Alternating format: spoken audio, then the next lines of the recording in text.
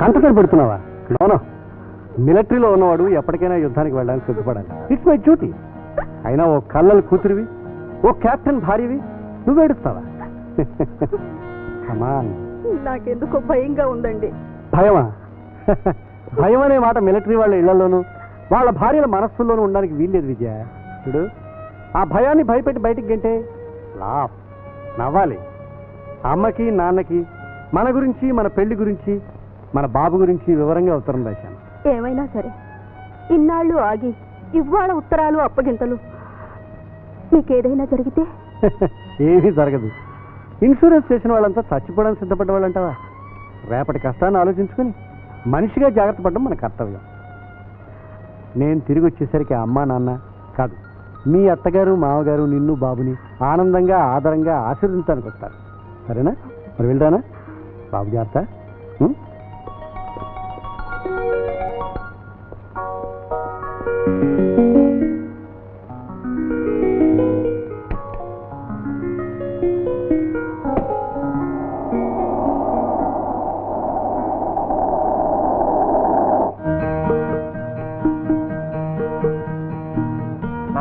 నమస్తే. నమస్కారం చిన్నయ్య. నమస్తే సుబ్బారావు గారు. అయ్యా, సంక్రాంతి పండుగ రాబోతోంది. మన పని వాళ్ళందరికీ వాళ్ళ పిల్లలకి కొత్త బట్టలు కొని 10 రోజుల ముందుగానే ఇచ్చేయండి. అలాగేనండి. ఆరోగ్యం సరిగా లేని వాళ్ళందరికీ మన మెడికల్ డిపార్ట్మెంట్ నుంచి మంచి మందులు ఇప్పించండి. సరేనయ్యా. ఎవరికి ఏ లోటు రాకుండా చూసే బాధ్యత మీది.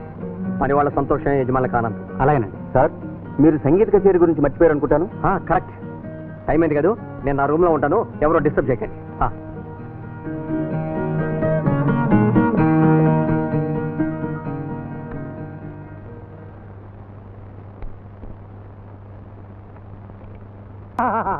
అదమ్మా విషయం. మీరు సరేనంటే వెంటనే ఈ పెళ్లి జరిపిస్తాను. ఇటువంటి మంచి సంబంధం కుదరటం వాణి అదృష్టం అనుకోండి. ఏమంటారు? బంగారం లాంటి సంబంధం వస్తే నేను కాదంటానా? వెరీ గుడ్, మీరు చాలా ఇంటెలిజెంట్లీ. ఇడ్లీ చెట్లినా? ఇదిగో మా అమ్మాయి రానే వచ్చింది. అమ్మాయా ఇది? బంగారు బొమ్మ. ఎవరమ్మా వీళ్ళు? ఈయన పెళ్లిళ్ళ పేరయ్య గారని. నో, మిస్టర్ ట్రిపుల్ కే, మ్యారేజ్ ఏజెంటు. మీకు పెళ్లి అర్జెంటు, అందుకే వచ్చాడు ఈ ఏజెంటు. వాణి, ఈయన ఓ గొప్ప ఇంటి సంబంధం తీసుకొచ్చారమ్మా. అవునమ్మా, తెచ్చారు తెచ్చారు. మిస్ మీరా, పెళ్లి కొడుకు ఫోటో చూపించు.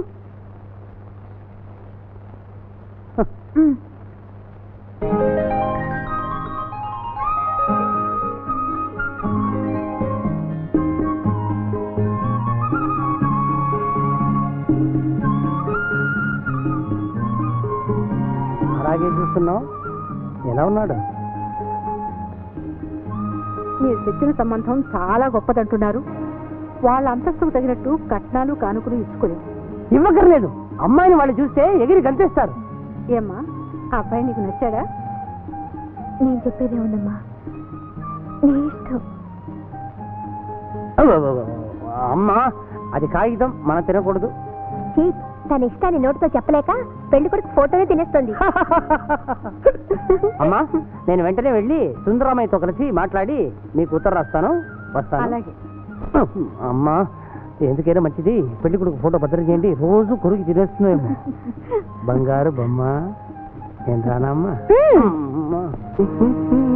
మై డియర్ వాణి, ఏ వస్తువైనా అది ఉండాల్సిన చోట ఉంటేనే దానికి బ్యూటీ. నువ్వు నా పక్కన ఉన్నావు అనుకో, దేవదాస్ పక్క పార్వతిలాగా. పోలికి బాగోలేదు. నవమన్మధుల్లాగా ఉంటాం. Simply grand. గురువు, ఈ ఫోటో మీ ఇద్దరు కలిసి ఎప్పుడు తీసుకున్నారు గురువు? ఇలా మేమిద్దరం కలిసి కనిపించడానికి కలిసి ఫోటో తీసుకోకలేదురా ఫూల్. ఇవి మా విడి ఫోటోలు, అవునా? వీటిని ట్రిక్ చేసి అందంగా కనిపేశాను అంతే. కలిసిపోయిన ఈ ఫోటోల్లాగే మేము కలిసిపోయి హాయిగా కాపురం పెట్టేస్తాం. నీకు కాపురం పెట్టే అదృష్టం లేదు గురువు. వానికి పట్నం సంబంధం ఖాయం. ఎవరో సుందరరామయ్య గారట, వాళ్ళ అబ్బాయికి ఈ అమ్మాయిని ఇచ్చి పెళ్లి చేయాలని సంబంధం మాట్లాడుకుంటున్నారు. నాన్ సెన్స్, అలా జరగడానికి వీల్లేదు. ఒరే, ఆ ముసిల్ది ఇలాంటి వెధపని ఏదో చేస్తుందని నాకు మొదటి నుంచి అనుమానంగానే ఉందిరా. ఏమైనా సరే ఈ వాణి మన చేయి దాటిపోవడానికి వీల్లేదు. చూడు, ఆ సుందరరామయ్య గారికి వెంటనే ఇలాంటి ఫోటో పోస్ట్లో పంపించాలి. ఎందుకు గురు? ఒరే ఫూల్, ఆ సుందరరామయ్య గారు ఈ ఫోటో చూస్తారు, వాణి శిలాన్ని శంకిస్తారు.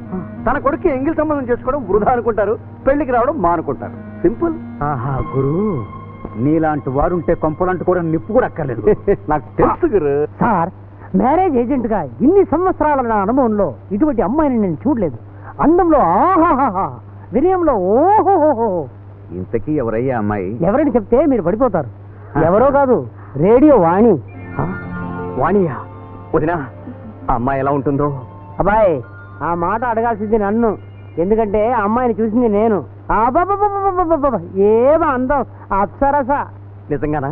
నిజం, అందాల విగ్రహం. అది ఎలా ఉంచండి. అమ్మాయి కుటుంబం ఎలాంటిది? ఫస్ట్ సైడ్ కుటుంబం. కూర్చోమంటే అసలే కూర్చోదు. మర్యాద. ఇల్లంతా తనే శుభ్రం చేస్తుంది, పొయ్యి ముట్టిస్తుంది, వంటంతా తనే చేస్తుంది. ఇంతకీ ఆడపిల్ల. వాళ్ళు చాలా ఆస్తిపరులండి. ఒకప్పుడు, ఇప్పుడు పేదలు బీదలు. పర్వాలేదు మీనాక్షి, ఆదివారం వెళ్ళి అమ్మాయిని చూసేద్దామా? అలాగేనండి. ఆదివారమా? ఇంకా 6 రోజులుందిగా. అబ్బా ఎంత ఆతృతో. మురటి గారు, ఇలా రండి. మీతో ఒక ముఖ్యమైన విషయం చెప్పాలి. ఏమిటది? అమ్మాయికి మీ ఫోటో చూపించాను. ఆ అమ్మాయి మీ ఫోటోని కొడుక్కి తిరిగిస్తుంది. నిజంగానా? నిజంగా నిజం. ఇద్దరికి కొరికే అలవాటు ఉంది. ఏమైనా మన మురళి చాలా అదృష్టవంతుడు. కోరుకున్న అమ్మాయి దొరికింది. వాణి, నువ్వు వినిపించే రాగాలంత తీయగా ఉంటాయి. మరి రేపు నాపై చూపించే అనురాగం కూడా అంత తీయగా ఉంటుందా? వాణి, నీ పాట అంటే నాకెంత ఇష్టమో, ఎంత ప్రేమో నీకు తెలుసా? అంత ప్రేమ నా పాట అంటే. చూడండి, నాకంటే నా పాటని ఎక్కువగా ప్రేమిస్తే నా పాట మీద నాకే ఈర్ష్య కలుగుతుంది. ఏమండి, ఆ రోజు లిఫ్ట్ ఇచ్చారే, అప్పుడే మీరు నన్ను, నేను మిమ్మల్ని తెలుసుకుని ఉంటే ఎంత ఆనందంగా ఉండేది. వాణి, నువ్వు చాలా అందంగా ఉంటావని చెప్పారు. నిజంగానా? రేపు మీరు పెళ్లి చూపులకు వచ్చినప్పుడు భలే తమాషాగా ఉంటుందిలేండి. వాణి ఎలా ఉంటుందో కూడా మీకు తెలియదే. నా బదులు ఎవరు చూపెట్టినా నమ్మేస్తారేమో. ఎక్కడి నుంచి అండి ఉత్తరం? పెద్దబ్బాయి రాశాడు. ప్రియమైన అమ్మకి నాన్నకి నమస్కారములు. నేను ఇవాళే యుద్ధంలోకి వెడుతున్నాను. ఎందుకు నా కంగారు? మిలిటరీ ఆఫీసర్ అన్న తర్వాత యుద్ధంలోకి వెళ్లకుండా ఎలా ఉంటాడు? ఇంకేం రాశాడు? 2 సంవత్సరాల నుంచి మీకు చెప్పకుండా దాచిన నిజాన్ని ఇప్పుడు చెప్తున్నాను. మిలిటరీలో చేరిన కొత్తలో కల్నల్ రాఘవరావు గారు నాకు ఇక్కడ పెద్ద దిక్కయ్యారు. క్వార్టర్స్ దొరికే వరకు, అంటే దాదాపు 10 నెలలు వాళ్ళింట్లోనే ఉన్నాను. నన్ను ఆదరంతో వాళ్ళ బిడ్డలా చూసుకున్నారు. ఆయనకు ఒక్కగానొక్క కూతురు ఉంది. చివరి క్షణాల్లో ఆమె నా చేతుల్లో పెట్టి చనిపోయారు. దైవికంగా ఆ రోజుల్లోనే ఆమెతో నా పెళ్లి జరిగిపోయింది.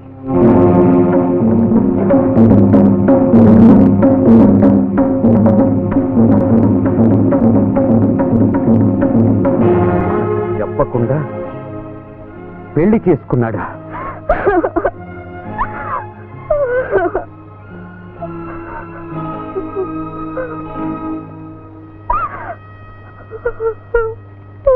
ఇప్పుడు మాకొక బాబు కూడా ఉన్నాడు. సమయం చూసుకొని మీ అంగీకారాన్ని, ఆశీర్వాదాన్ని పొందాలనుకున్నాను. కానీ ఇప్పుడు యుద్ధానికి వెళ్లే సమయం వచ్చింది. అక్కడ నాకేదైనా ప్రమాదం జరిగితే నా భార్య విజయ, నా బాబు అనాథలు కాకూడదనే మీకు ఈ ఉత్తరం రాస్తున్నాను. నా భార్యా బిడ్డలతో మీ దగ్గరకు రావాలని ఆశిస్తూ, నేను లేకపోయినా కోడల్ని మనవణ్ణి ఆదరించమని అర్థిస్తూ, మీ ఆశీర్వాదంతో యుద్ధానికి వెళ్తున్నాను. మీ మోహన్. ఆశీర్వాదం? ఆ భ్రష్టుడికి ఆశీర్వాదం కాదు, నా కళ్ళ ముందు పడితే చెప్పుతో బుద్ధి చెప్తాను. ఏమండి, నేను నా చెల్లెలకిచ్చిన మాట కాదని భూమి మీద పడ్డప్పటి నుంచి వాడి భార్యగా ఈ ఇంట్లో పెరుగుతున్న ఈ రాతను మర్చిపోయి మరొకదాని మెళ్ళో తాళి కడతాడా? వాడు మనిషా పశువా? తప్పే ఉంది మావయ్య. నేను భావం చేసుకోవాలనుకున్నంత మాత్రం నన్ను బావ చేసుకోవాలని ఎక్కడుంది? వదినా, నాకు ఆనందంగా భావం దూరం చేసుకోకండి మావయ్య. ఆవిడెవరైనా ఈ ఇంటికి పెద్ద కొడదు. ఆవిడికి ఇంట్లో స్థానం లేకుండా చేయకండి. నీకున్నపాటి సంస్కారం కూడా వాడికి లేకపోయిందమ్మా.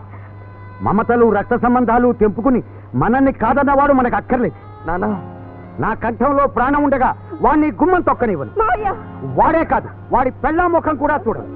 ఏమండి, నన్ను కాదన్న కొడుకు నా దృష్టిలో చచ్చాడు. మావయ్య, ఏమండి? బాబు మురళి, ఊరుకోమ్మా, ఊరుకో.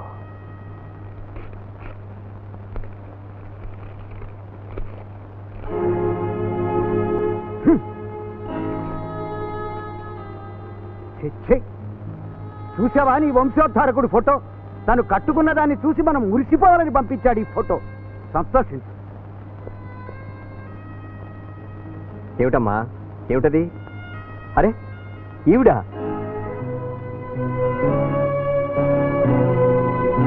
వదినా, ఈవిడ నేను ఇంతకుముందే చూశాను. నువ్వెప్పుడు చూసావా? అదే ఆ రోజు నీ మాట మీద రేడియో స్టేషన్కి వెళ్ళాను చూడు. తిరిగి వస్తుండగా ఈవిడ వస్తున్న ఆటో రోడ్డు మీద ఆగిపోయి ఉంది. నా కారులో లిఫ్ట్ ఇచ్చాను. ఏమిటి, ఈ ఊరొచ్చి మన ఇంటికి రాకుండా వెళ్ళిపోయిందా? ఎలా వస్తుందమ్మా? ఉత్తరం రాసేనయ్యన గారు ఆకాశం అంత ఎత్తిగిరారు. ఇంటికి వస్తే ఇంకెంత రభస్ చేసేవారు.